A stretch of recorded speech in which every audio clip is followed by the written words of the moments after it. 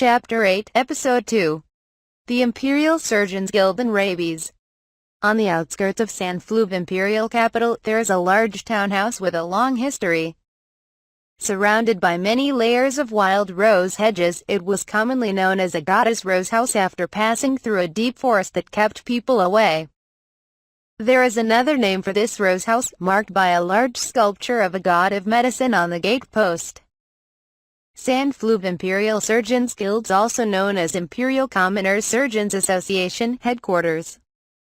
This organization is a guild for common physicians in the Empire, and its predecessor is the Tokuhu Division. Their specialties include trauma, excision of superficial, not deep ulcers, enemas, wound care, phlebotomy, and perinatal care.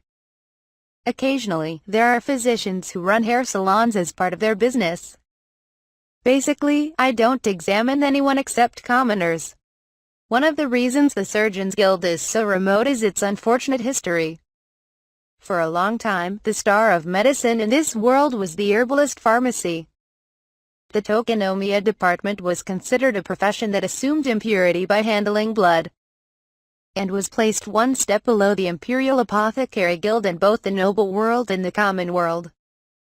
Unlike the Apothecary Guild, where apothecaries gathered to build mansions in various places and make huge profits, the fact that the guild could not open in the center of the empire also indicated the remnants of persecution.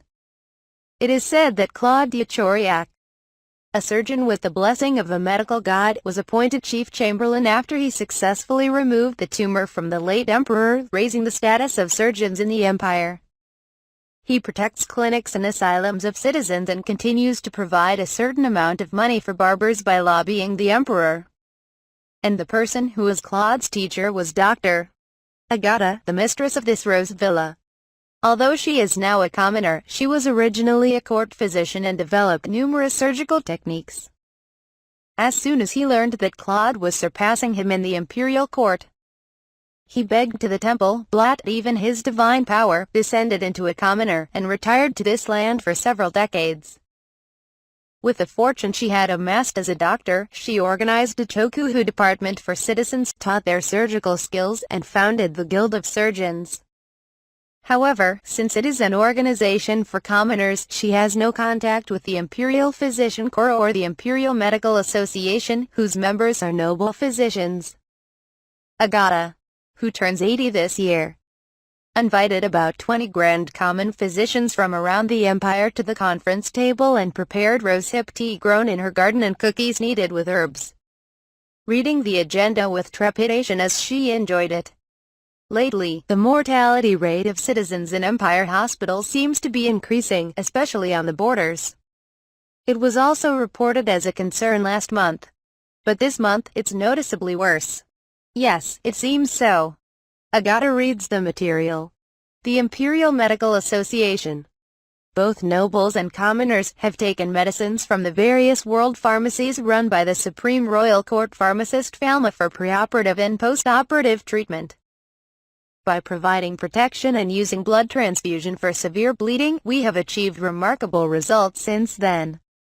We even invited Drive Falma to the Medical Association headquarters and held a training session. It should have been. As a drastic reform, the Imperial Medical Association stopped the much-needed phlebotomy treatment. Bloodletting, if anything.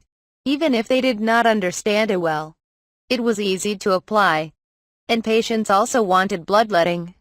But according to Falma's report, it was not only meaningless but also harmful, and Agata's flag was marked as real. Doctors throughout the Reich, it was forbidden to use it at all, except in the case of polysemia. As a result, the revenues of clinics that had piggybacked patients with phlebotomy plummeted. In addition to the drop in revenue, this difficult situation, Agata's sigh deepens. Mr. Agata, what did I do wrong? Agata wondered if following Falma's policy was wrong. After all, I wonder if the treatment developed by the nobles can't save the commoners. The knowledge that Master Falma brought was revolutionary and based on solid theory. I believed in the rapid progress of surgical technology, the shortest way to establish surgical technology without relying on it, but this hope is about to collapse. Agata takes off his glasses and sighs deeply. If I were 20 years younger, I would have forgotten about eating and sleeping and thoroughly investigated the cause. In this world, it is common for surgeons to retire and give way to juniors and devote themselves to management when they lose their physical strength because the strain of vision, concentration and long operations is heavy. Very rarely, some return to barbershops. Agata wished very much to show a signpost to his juniors, because it was a job that could not be done for a long time. Wait a minute. The old doctor of Donald's clinic, which has a clinic in the center of the Imperial City, raises his hand with deep wrinkles. In my clinic, nothing changes in the operation results. A light has come into the discussion, which was filled with dark clouds. Oh, is that so? It's true. Donald-sensei's clinic is closest to the otherworldly pharmacy, isn't it? Is Master Falma coming to help? I've heard it's been flourishing lately. Does the otherworldly pharmacy have any use? Another doctor who lives in the capital of the Empire meets Donald with a long-standing embarrassment. Yes, if you need a blood transfusion, an apothecary from another world pharmacy will come directly to you. Donald was taken aback by the unexpected accusation, or hung his head. There are aristocratic apothecaries in the otherworld pharmacy, and the aristocrats use divine arts. When you come to support them, because they also use divine purification arts? No, no. Like this? Haha, I understand. But I am jealous of Donald-sensei. Should we move closer to the otherworld pharmacy? A doctor next to Donald describes the location advantages of Donald's clinic. Other doctors also cast envious glances. Treatment outcomes are directly linked to the clinic's success. Neither aristocratic doctors nor pharmacists will laugh and come to support ordinary doctors, he says. Agata, who was hit by a stray bullet from an unexpected spot, cleared his throat with the feeling of being neither an aristocrat nor a commoner. Well, I will treat you while using aristocratic doctors, apothecaries and purification magic. But isn't that so, isn't it, Drive? Donald? Yes. Master Falma will not interfere. I have never had him perform purification magic. Although his remarks could be seen as a means of deflecting criticism, Donald asked for a bird's-eye view. Well, the statistics show that animal bites have been significantly underperformed. None of the operations are severe bites. What was the cause of death? Fever, confusion, and eventually death by coma. Did you get infected with anything? The concept of infection has spread rapidly in recent years among physicians and pharmacists around the world. Microscopic findings showed that some of the so-called epidemics were caused by infectious diseases. By learning the concept of infectious diseases, syndromes once feared as fatal diseases, such as the Black Death and the White Death, have become infectious diseases with promising cures. It is now possible to prevent the decay of wounds, the surgeon's natural enemy. By learning to control infection, births in the Imperial City are now the safest in the world. Everything has changed. Falma spread it around the world. He had many followers and the Empire had been saved many times by his hand. I thought so too. Through a connection from a former student, I sent a sample to the Clinical Laboratory Department of Imperial Medical College. Did not. The medical college's test results are based on the world's most advanced science and technology. It does no good to deny that it is not an infectious disease. Beyond that, there is no basis for judgment. Infectious diseases are beyond the surgeon's expertise. Isn't it because you were bitten by a demon-possessed animal? Doctor. Donald laid out all the possibilities. Agata sighed heavily. That's when it's most troublesome, and there's nothing you can do about it. If you're possessed by an evil spirit, you need to see a noble surgeon or call a priest. Citizens cannot get rid of evil spirits. And there are no aristocratic surgeons to treat commoners. Donald doesn't look convinced. Can I take the case report back? Never mind, let's split up and look into the cause. The Physicians Guild is in big trouble. No sooner had Donald returned to the Imperial City than he headed straight for another world pharmacy. Whatever you say, despise me. I seek wisdom. It is the neighborhood pharmacy that is more reliable than the distant competition. Don't take Falma's words as if he is always saying, "I want you to talk to me about anything." Donald decided to consult with him. Whether it's polite or not, I'm sure he'll find an answer. Having made it in time for closing time, I brazenly attacked the Otherworld pharmacy, but Falma was nowhere to be seen. A pharmacist named Eleanor answered. "Ah, Mr. Donald. Then I'll come back tomorrow." Donald evaluates her and says that Eleanor will be too much for her. Is it a story that only the owner can make? Donald hastily denies it while Eleanor looked disappointed. "No. If you're familiar with it, anyone. Then I'll ask." Eleanor smiled kindly and closed the store. "I'm sure he'll listen carefully. I want to hear it too." A tall young man with a fresh impression approached. Roger's name tag read, "Can I ask again?" The names of the assembled pharmacists are written as Celeste and Rebecca. Donald is stunned as four aristocratic apothecaries surround him, having finished their work. It feels luxurious to be surrounded by aristocrats. Donald, still somewhat frustrated, quickly entrusted himself to documenting the problem the soil specialists faced. Eleanor, flipping through the materials, nodded as if convinced, and went to get a thick textbook. "Open the textbook with Bossa and show it to Donald. I suspect rabies." Yep. Me too." After Eleanor, the three pharmacists nodded. Everyone who heard the story said so. Donald couldn't respond. How can you know at a time like this? All of these apothecaries have knowledge comparable to Master Falma, the head of the Royal Court Apothecary." Donald reads the summary column of the given item. It is an infection. But it's not a contagious disease and it's certified by Imperial Medical University's Clinical Laboratory Department. Donald shows a copy of the test results he borrowed from Agata. Eleanor confirmed the inspection points and shook her head. "It's impossible with this item. The rabies virus cannot be detected at Imperial College of Medicine." Look. Just in case, Eleanor seemed to be reviewing the internal documents of Imperial Medical College's Clinical Laboratory Department. "And what kind of samples did you get?" "While the patient was alive. Saliva, CSF, corneal swab, neck skin." Rebecca, wearing a brand new first-class apothecary badge, continues. "No. It's a piece of tissue fixed with alcohol. Then the fixation is poor and difficult." Also, Eleanor looks worried after Rebecca. Rabies is a zoonotic disease caused by the rabies virus.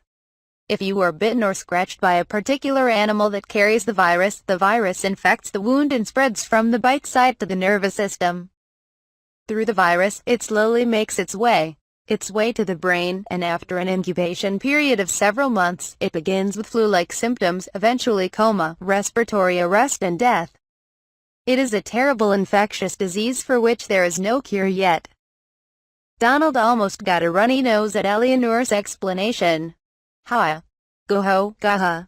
Donald realized he had a different level of knowledge than she did, and he opened his mouth too wide, causing mucus to stick to his throat.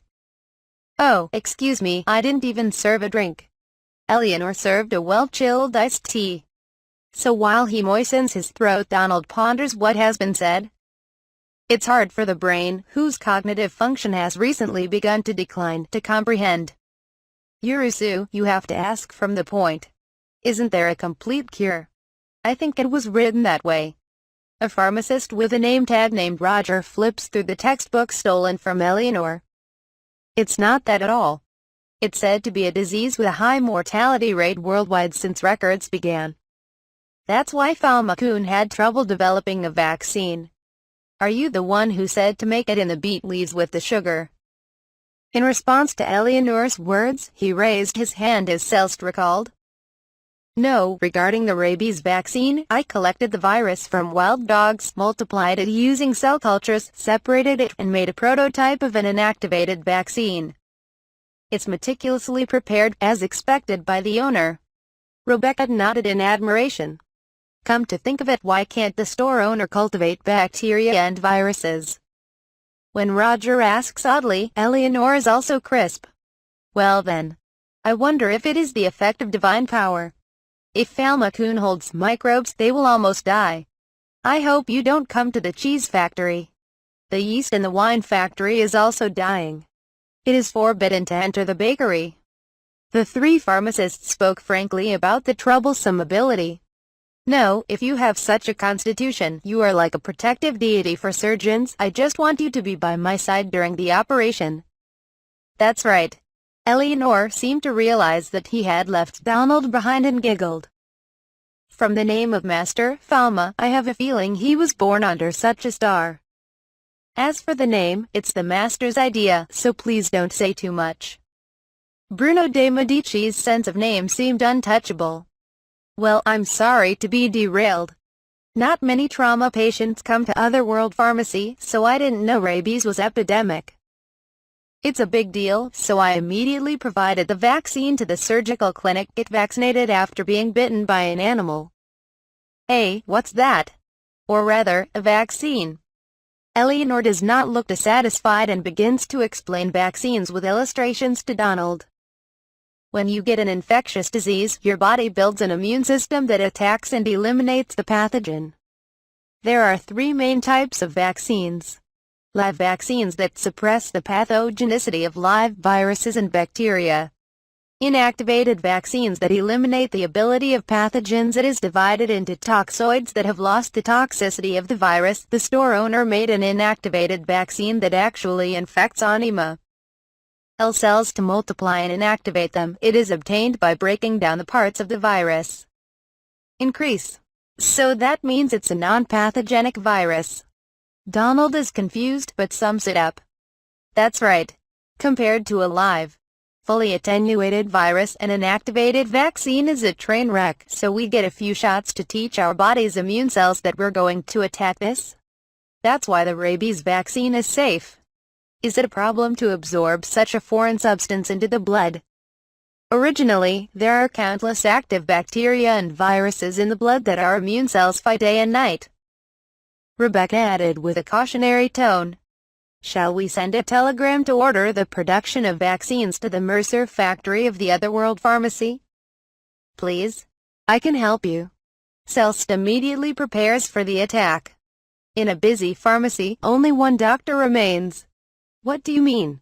The store owner is currently preparing hundreds of new drugs. But of course it's not possible for one person to handle it alone, so the technology is distributed and entrusted to production facilities and research bases in various locations. Cells. The experimental method of also cultivation in the Marseille factory is on track, so we can telegraph for mass production with the same quality. Eleanor looks at the calendar and calculates the number of days for delivery with a margin.